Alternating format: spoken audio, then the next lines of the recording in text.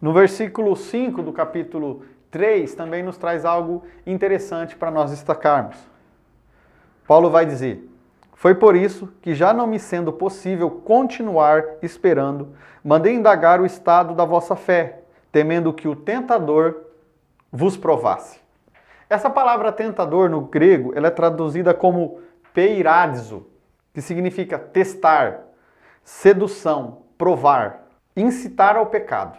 Essa referência ela vai estar muito ligada a todo esse ambiente de perseguição. Ou seja, a perseguição que esse povo de Tessalônica estava sofrendo seria a tentação, seria um meio pelo que eles poderiam abrir mão da fé, eles poderiam abrir mão da verdade. E Paulo tinha essa preocupação de que esse tentador, de que esse ambiente de pecado, esse ambiente de tentação, de perseguição que a igreja de Tessalônica poderia estar sofrendo, poderiam fazer com que eles abandonassem a fé, deixassem a fé. Tanto é que logo em seguida, quando nós estivermos lendo, nós vamos perceber que é bem esse contexto que Paulo está trabalhando. Essa preocupação de Paulo com relação à fé dos cristãos. E quando Timóteo volta dando um bom testemunho com relação à fé deles. É onde Paulo então ele fica mais aliviado, mas continua expressando o desejo de encontrá-los. É isso que a gente vê em todo esse contexto. No capítulo 4, nós vamos ver Paulo trabalhando as ideias mais práticas de toda essa epístola que ele vinha escrevendo. Então, em um primeiro momento, Paulo ele vai fazer com que eles percebessem todo esse ambiente, né, que eles estavam vivendo, de perseguição, embora Paulo muito feliz e dando ações de graças porque a fé deles era uma fé operante. E agora, a partir do capítulo 4, Paulo ele vai trabalhar algumas coisas práticas que possivelmente estava acontecendo nessa cidade de Tessalônica, propriamente dito, na igreja de Tessalônica. Então nós vamos ver no primeiro momento, do capítulo 4, em que Paulo vai começar a trabalhar muito a questão da área sexual, da promiscuidade, do respeito que eles deveriam ter, a santificação que eles deveriam ter, principalmente nessa área da sexualidade. Algo interessante para se destacar está no versículo 4. Diz assim, que cada um de vós saiba possuir o próprio corpo em santificação e honra. Existem outras traduções na Bíblia que vai mudar essa ideia do próprio corpo e vai dizer que cada um de vós saiba possuir o seu vaso, né? Dando uma ideia de que poderia ser, alguns acreditam que poderia ser a esposa ou o próprio corpo, né? Alguns eruditos acreditam que se tratava do corpo do homem. Skelos. O que significa skelos? Essa ideia de vaso, né? A tradução para o grego de vaso, skelos. O vaso escolhido para servir ou para o serviço de Cristo. O corpo, o templo do Espírito Santo. Então a ideia seria que cada um de vós saiba possuir o templo do Espírito Santo, né? Em santificação e honra. Outros vão dizer e vão afirmar que essa ideia do possuir o próprio corpo estava muito ligado a uma parte do corpo específica, acreditando assim que seria o órgão sexual masculino. Então o homem deveria usar com honra, usar com santificação essa parte do corpo, né? Já no capítulo em diante, nós vamos perceber que Paulo ele vai tratar propriamente dito da parousia, da segunda vinda de Cristo. Quando seria? Que parecia também que era um questionamento, algumas preocupações estavam existindo naquele momento, né? Alguns acreditavam que parecia ser muito eminente, outros afirmavam que não ia acontecer.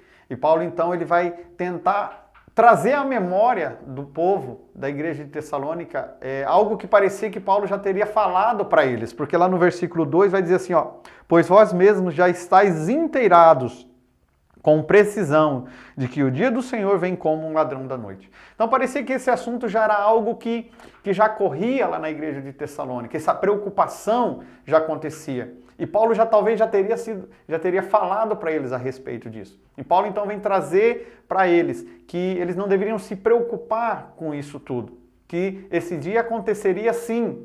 Paulo reafirma esse acontecimento. O dia do Senhor ia acontecer, mas que eles não deveriam estar preocupados com isso. Em que momento aconteceria? Porque esse momento viria como um ladrão, ou seja, algo sorrateiro, algo quando ninguém esperava.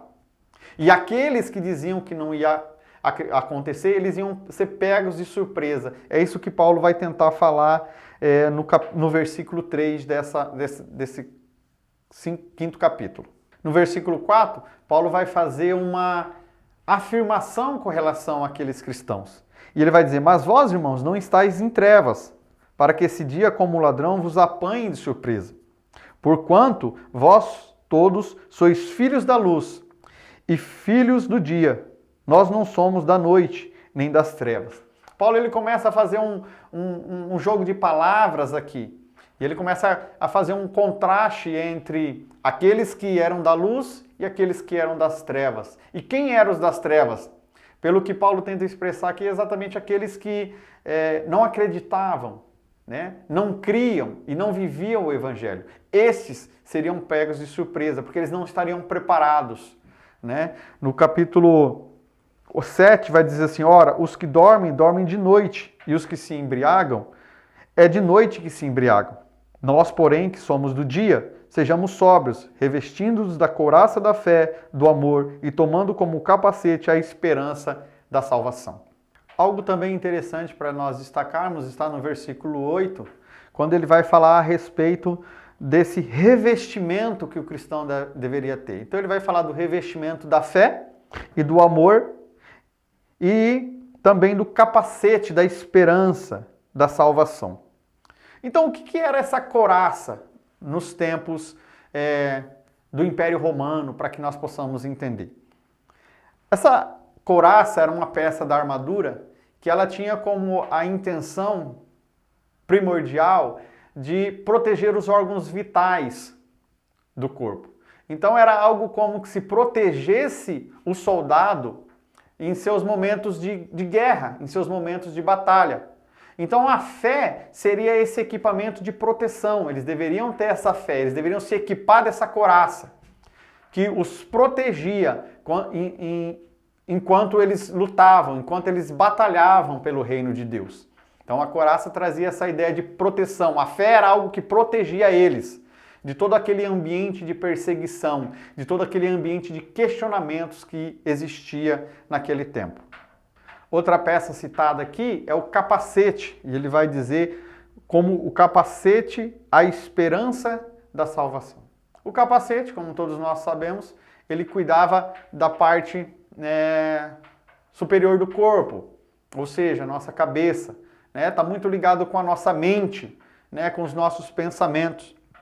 Então esse capacete era da esperança, ou seja, era aquilo que nos assegurava, que nos fazia crer na nossa salvação. Nós deveríamos estar sempre usando esse capacete, ou seja, nós deveríamos sempre estar vivendo nessa esperança de que Cristo voltaria. E então faria todo sentido aquela luta, faria todo sentido aquela batalha contra a perseguição, contra a opressão que eles estavam seguindo, que eles estavam vivendo naquela época. Então era necessário que eles pudessem estar sempre com essa couraça da fé e do amor, e também com esse capacete da salvação, onde gerava esperança e fazia eles crerem sempre que em determinado momento o Messias voltaria e eles seriam levados para os céus.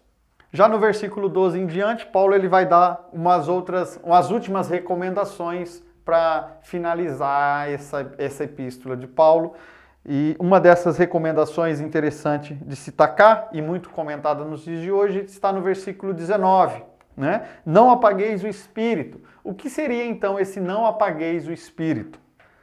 Essa ideia de apagueis, ela é traduzida como extinguir, até mesmo apagar, suprimir, tornar inativo. Ou seja, o que Paulo está tentando dizer é, não torne inativo a ação do Espírito Santo na vida de vocês. Ou seja, não deixem de valorizar a ação do Espírito Santo na vida de vocês. Levem em consideração tudo aquilo que Deus tem falado com vocês através do Espírito Santo. Não apague, não deixem de ouvir o Espírito Santo. Essa é a ideia dessa passagem. No versículo 20 vai dizer que eles não deveriam desprezar as profecias. Algo que nos leva a crer, por Paulo citar isso, é que talvez eles estavam desprezando, eles estavam deixando de acreditar em algumas profecias que talvez teriam sido ditas, e talvez até mesmo se remetendo ao Antigo Testamento, né, com relação ao Messias, quem era o Messias, qual era o papel do Messias, o que iria acontecer na vinda do Messias. Então, devido a todo aquele ambiente de incredulidade, era uma possibilidade de que eles estavam duvidando dessas profecias. E Paulo então vai dizer para eles que eles não deveriam desprezar as profecias, que eles deveriam permanecer firmes e acreditando nessas profecias ditas.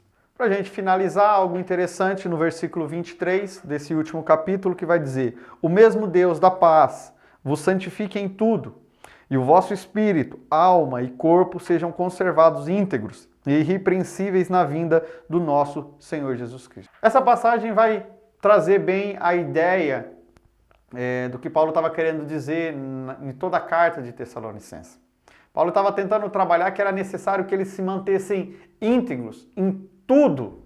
Por isso ele vai citar a ideia de espírito, alma e corpo, ou seja, uma plenitude. Eles deveriam estar se santificados em tudo que está ligado às áreas deles. Tanto a fé, que era muito elogiada por Paulo, mas a prática também de vida deles, a luta contra o pecado, a luta contra a prostituição, a luta contra a incredulidade. Então tudo isso deveria ser santificado, tudo isso deveria ser protegido por esses cristãos através da palavra, através de tudo aquilo que tinha sido pregado por Jesus Cristo, e Paulo estava tentando explicar para eles. Isso tudo deveria acontecer até que momento? Até a vinda do Senhor Jesus. E assim nós encerramos esse tempo de 1 Tessalonicenses. Eu espero poder ter esclarecido algumas dúvidas e dado algumas informações importantes para o trabalho de vocês nesse livro. Muito obrigado.